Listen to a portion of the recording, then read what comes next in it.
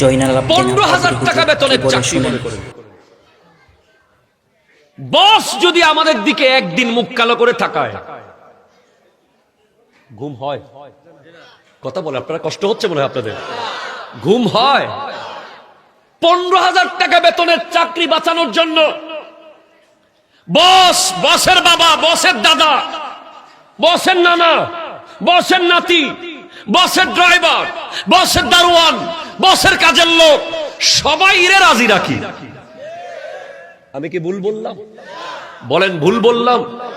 এবার আপনাকে আমি প্রশ্ন করি, যিনি কাল হাসরের মাঠে আপনাকে হাউজে কাউসার দেবেন, আপনাকে আমি জিজ্ঞেস করছি, চরপাড়ার মানুষ, একজন মানুষ আমাকে বলেন বুক ফুলিয়ে যে ওই নবীর জন্য আপনি কি করেছেন?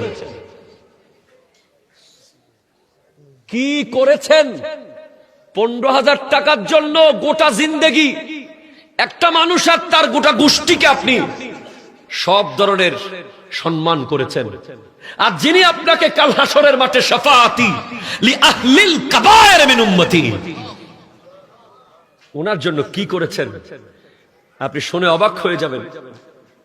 লিকুল্লি নবিয়্যিন দাওয়াতুন মুস্তাজাবাতুন, প্রত্যেক নবীকে আল্লাহ একটি দোয়া করার ক্ষমতা দিয়েছে। সুবহানাল্লাহ, জোরে বলেন না। কি দিয়েছে? একটা দোয়া প্রত্যেক নবীকে স্পেশাল। এমনিতে নবীদের দোয়া হচ্ছে আল্লাহর দরবারে কবুল। সুবহানাল্লাহ, জোরে বলেন। কোনো সন্দেহ আছে? নাই। প্রত্যেক নবীকে আলাদা করে স্পেশাল একটা দোয়া করার ক্ষমতা দিয়েছেন আল্লাহ। সব নবীরা সেই দোয়া করে ফেলেছে, কিন্তু আপনার আমার নবী গোটা জিন্দেগিতে এত কষ্ট, এত যুদ্ধ, এত যন্ত্রণা, সেই দোয়াটা নবী করেননি। নিজের কলিজার টুকরা বিবি খাদিজাতুল কুবরা দুনিয়া ছেড়ে চলে যাচ্ছেন, আমার নবী সেই দোয়াটা করে রেখে দিতে পারতেন, দোয়াটা করেননি। নিজের কলিজার টুকরা কন্যা ফাতিমাতুজ জাহরাকে আরো কিছুদিন পৃথিবীতে রেখে দিতে পারতেন, সেই দোয়ার মাধ্যমে করেননি। মক্কা ছেড়ে মদিনায় গিয়েছেন, সেই দোয়া করেননি। পেটে পাথর বেঁধেছেন, সেই দোয়া করেননি। 3 বছর শিয়াবে আবি তালিব পাহাড়ে বন্দী ছিলেন, সাহাবারা পাতা খেয়েছে, গাছের পাতা, নবী সেই দোয়া করেননি। উহুদ পাহাড়ে দমদান শহীদ হয়েছে, নবী সেই দোয়া করেননি।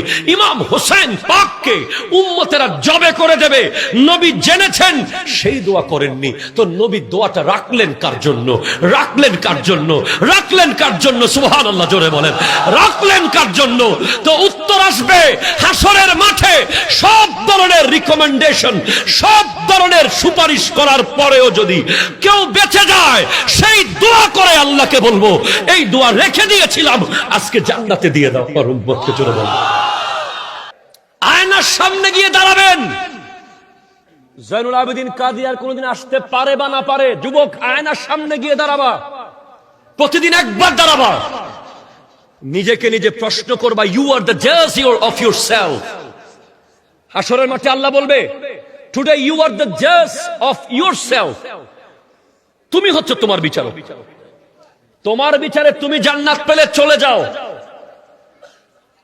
তুমি বিচার করো, কারণ তোমার গলায় ওয়াকুল্লা ইনসানিন আলজামনাহু তাইরাহু ফি উনুকি, গলার মধ্যে লটকানো থাকবে তোমার আমলনামা লিখিতভাবে। সেজন্য এখন থেকে নিজেকে আয়নার সামনে প্রতিদিন দাঁড় করানো উচিত একবার, যে আমি কি পুরোপুরি মুসলমান আছি কিনা। ঠিক কিনা বলেন না? আমার চুল, আমার কথা, আমার কাপড়, আমার চুপড়, আমার চলা, আমার ফেরা, সবকিছু কি মুসলমানের মতো আছে কিনা চেক করতে হবে। ঠিক কিনা বলেন না? বলেন না?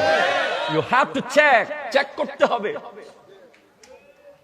আমি কি মুসলমান কিনা।